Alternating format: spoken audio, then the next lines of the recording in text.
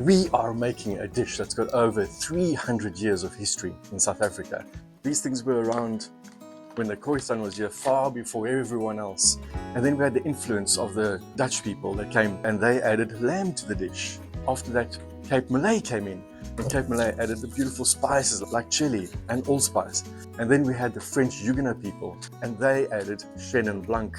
So we're combining all these cultures today, taking the best out of everything and making you a flippin' amazing Waterblommetjie Bredie with lamb knuckles. Stick around to see how it's made. Well, first things first, we're going to wash these Waterblommetjies off because they have sometimes got sand in, and also we're going to add a little bit of rock salt to the water so that the rock salt can get rid of any bitterness from the Waterblommetjies. So let's just chuck them in. I have got 2 packs here of 500 grams each. So look at these beauties, eh? Look what they look like. So they grow in the ponds here in the Cape or Boerland area. There's even a song, Waterblommetjies in the Boerland. No, I'm not going to sing again, forget it. I'm not going to sing the whole thing.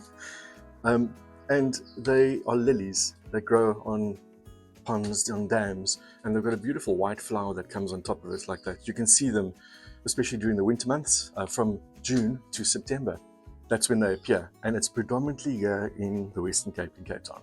So that's where you get them. So when you see these things, go get them and go try them, because you've only got 4 months to make them. So give them a good wash. Then rinse them off twice, and then just let them soak in that water and give them a final rinse. Okay, that's rinse 1. Empty the water, get some new water in and new salt in. All right, so this is our second rinse. So during this time, I'm going to take a look if anything needs to be trimmed off. But just little pieces like that, chuck them in there. I mean, they're looking quite good already. Like a long piece like that, I'm just going to trim the end. All right. And they should look nice and green like that, you see. Like that's a perfect example of a perfect specimen of Waterblommetjie. You will get some that look a little bit like that. That's okay. That's fine. You don't have to peel the leaves or anything. There'll be nothing left of this. So when you see that, those are good. Excellent. When you see these, not so good. They're a bit dodge. I wouldn't eat them. Right? I mean, even that, it's just a different color. But there's nothing rotten inside of it, so it's fine. Good. Alright, we are ready to give it its final rinse, and then from there we're going to put it in water with some salt for 30 minutes, and then we can get our potjie on while that's happening. Right, that was our final rinse. Just going to take 2 tablespoons of salt, just granulated salt, just chuck it over there. Let's put this to one side. There we go. And as you can see, our fire is almost ready, so we're going to get our potjie on. Did I mention it's all going in a potjie? I should have right in the beginning, yeah? It's all going in a potjie. We're making a proper potjie. Layered, and don't touch it. You'll see how we're going to do that later. So stick around for that process. We are going to get some spice on our lamb knuckles. We're going to add in 2 tablespoons of coriander, 6 allspice berries. That's all. Let's get that pounded up.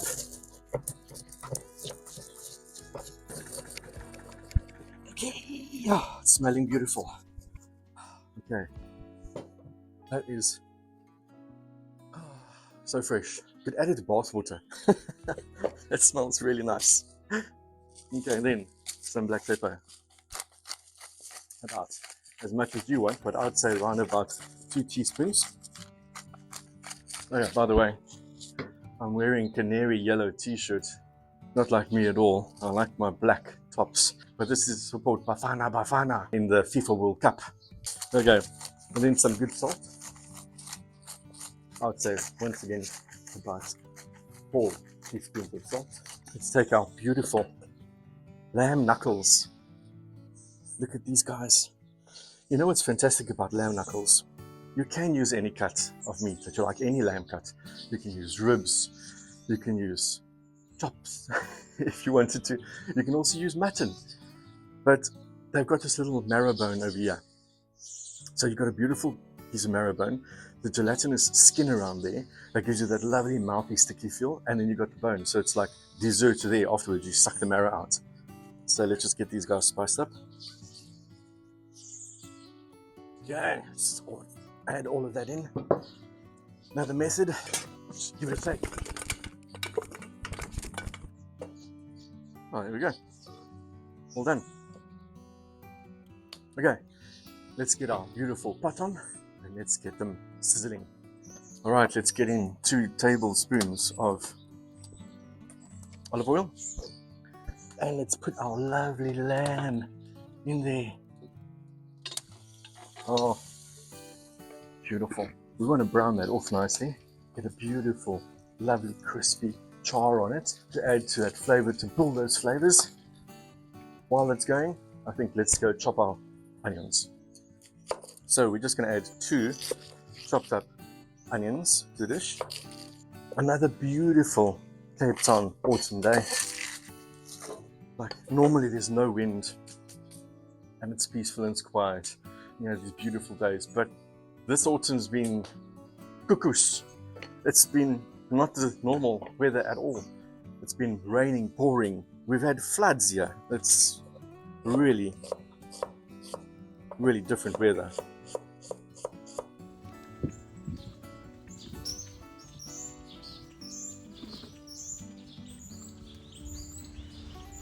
There we go. These guys are done. 2 of them.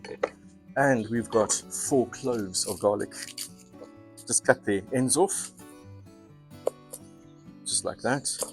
And then put them all together and give them a squish. Alright, let's get these skins off. Here we go. 4 garlic cloves.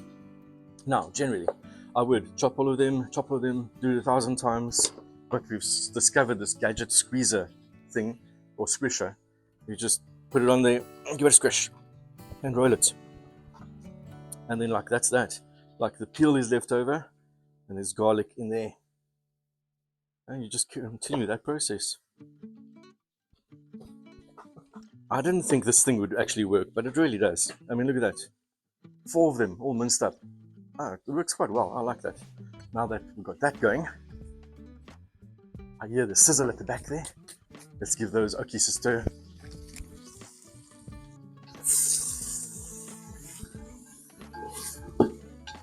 Well, looking lovely. I think, take a look at that.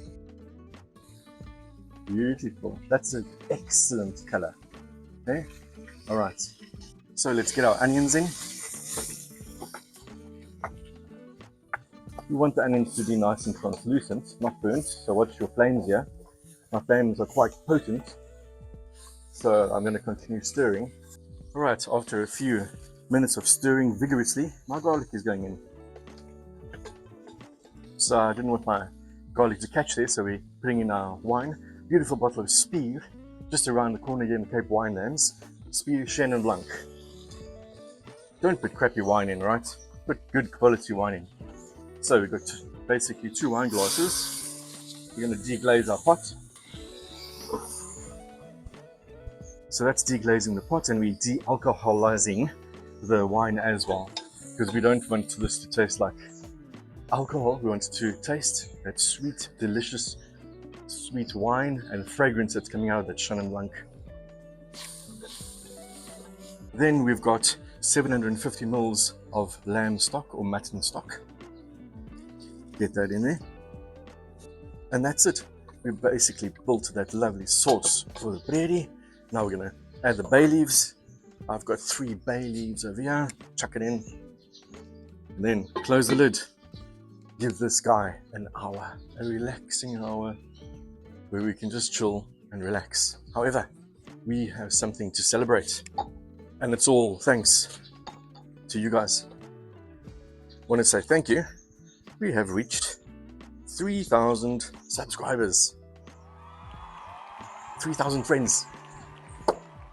So, just want to say big shout out to you guys.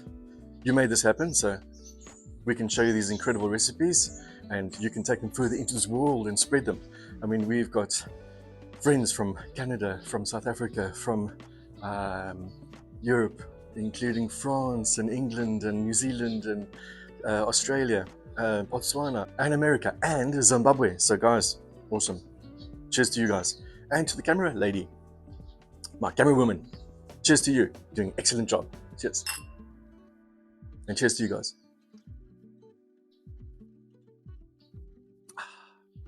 Smaak soos 'n engel op my tong gepipeet. And if you want to know what that means, I always translate these words into English in the captions. So if you want to put captions on and know what Afrikaans words actually mean, you can go check it out there. And we've put a challenge up to you guys. The camera woman will have a braai session when we reach 10,000 subscribers. So make it happen. Well, while that's going for an hour, we've got some bonus content. So I hope you've stuck around, because if you haven't, you've missed this. So we're going to make limoncello. Last week I mentioned that we harvested some amazing lemons by the next door neighbors. Some lemons, so we decided, well, let's take full advantage of these lemons. So we're going to make some limoncello. It's the simplest thing to make. It is an amazing digestif. And even if you want to have it as aperitif or something like a nice cold drink with little limoncello, crushed ice, and some tonic water or some lemonade, your choice. It is just fantastic, but generally you just have it in a little glass like this at the end of your meal and enjoy it. So, oh, crap, okay. Nope, I have not had limoncello yet. We are going to take 6 to 7 lemons. So we've got all different sizes. The important thing here is, and not that we had a choice really, is to find the lemons that have the most yellow skin, because that's going to give your limoncello a beautiful yellow color.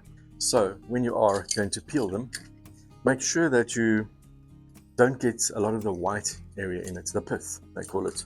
So try and be as gentle as possible. So if you take a look at that, like that would be fine, right? You see there is a bit of white, but that's not a problem. Just don't push hard into it. So just gently, right? Lightly. So 6 to 7 lemons. This is quite a humongous lemon. So we've got about 1, 2, 3, 4, 5. This will count for like 7. And yeah, so just carry on peeling them. Try and get all the lemon rind off there. So with the leftover lemons that you've peeled, obviously there's going to be 7 of them or 6 of them. You know, you can juice them and squeeze them into little ice trays, and once they're in the ice trays, you can obviously freeze them, and whenever you need lemon, you just unfreeze them and you've got lemon juice. You can also decide to make some cordial and just put some sugar in there and add your squeezed lemons to there, and then bottle that up and put it in your fridge. Just seal it tight, and that can last up to, probably 4 months or so. It's because it's acidic, it's lemon, so nothing's really going to infect it, right? Actually, we've got a cordial in our fridge from the lemons, and we just mix it with a little bit of tonic water and ice. That's amazing. So 750 ml of Smirnoff vodka. Now this is the 10 times filtered one, not distilled. So get yourself a good quality one. This one's perfect, and the whole thing goes in there. Lovely. And as simple as that. Close that up, airtight, put it in a dark space like a cupboard where it doesn't see much light, and let that go for 2 weeks. And after 2 weeks, you won't believe how yellow this is going to turn. Well, I'll show you now. Take it out after 2 weeks, then take 5 cups of water in a boiling pan and 3 cups of sugar. Mix that together just so that the sugar is melted. Let it cool down. It has to be cooled down. Then strain these lemon peels off so that you just got the liquid, and combine the limoncello liquid with the sugar and just mix that through. And then you've got a limoncello. So, what does limoncello taste like? Well, I'm sure you can imagine, with that beautiful yellow color, you're getting the lemon rind in there, the flavor, the smell is beautiful. So, and it's not strong.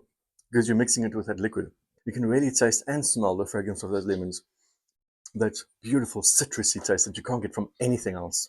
Give it a go. Limoncello. Fantastic. Okay, back to the potjie. Let's get those potatoes peeled. Let's get our waterblommetjies ready. And we're going to gooi them in that pot. It's almost been an hour.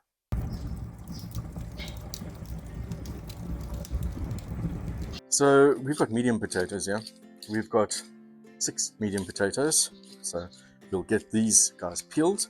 And then we're going to strain off the waterblommetjies. So we've got these guys all ready. We're going to chop them up in 4. That's a good size. These okies are ready. Let's go strain our waterblommetjies. Here we go. Look at these guys. Look how they actually plumped up a little bit, I must say. Looking scrumptious. All right. First things first. Layer of potatoes, layer of waterblommetjies. No stirring. Let's get it going. Potatoes in. And then we've got our waterblommetjies.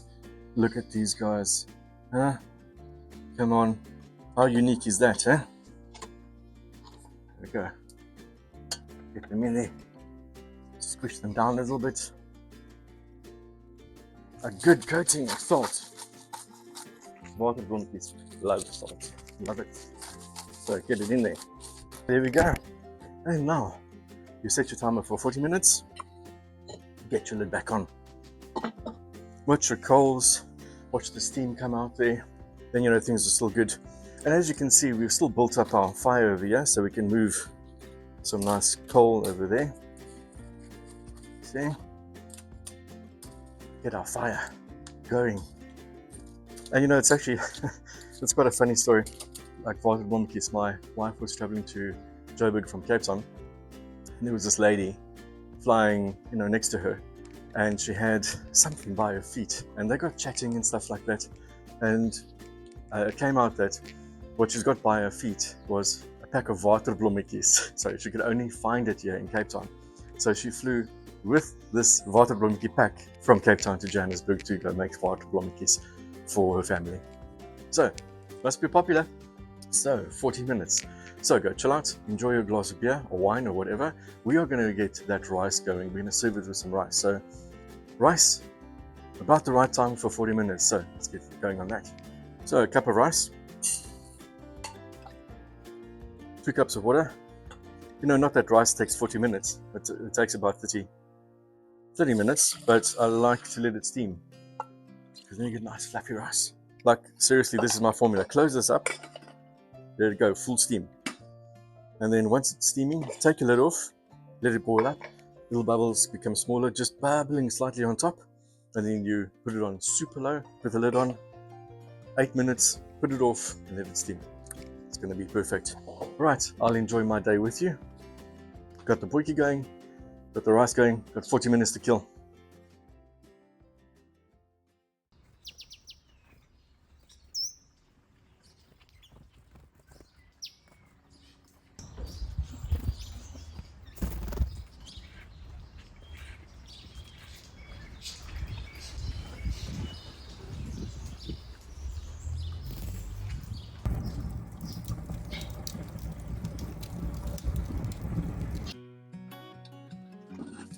Wow, this is like weighing 5 kilograms easily. Guys, we're ready. That smells amazing. Look at that. Oh, beautiful. The first thing you need to do is get your lemon chopped up here. Let's get him squeezed over. This is the essential part of the bredie dish. Waterblommetjie bredie dish. Get your lemon squeezed over. Yes. We are going to use 3/4 of the lemon. You're like, stop. No, don't stop. This is the tradition. This is how you have this. Let's get this beautiful rice in. Let's fluff up our rice. You see, tried and tested recipe. Won't go wrong with that recipe. Fluffy rice. Let's get our rice dished up in the center of the plate. and dig right at the bottom of your Waterblommetjie bredie. Look at that. Lamb, Waterblommetjies, potatoes. Beautiful. Oh, this is looking beautiful. Stunning. So there it is, all ready to be tasted.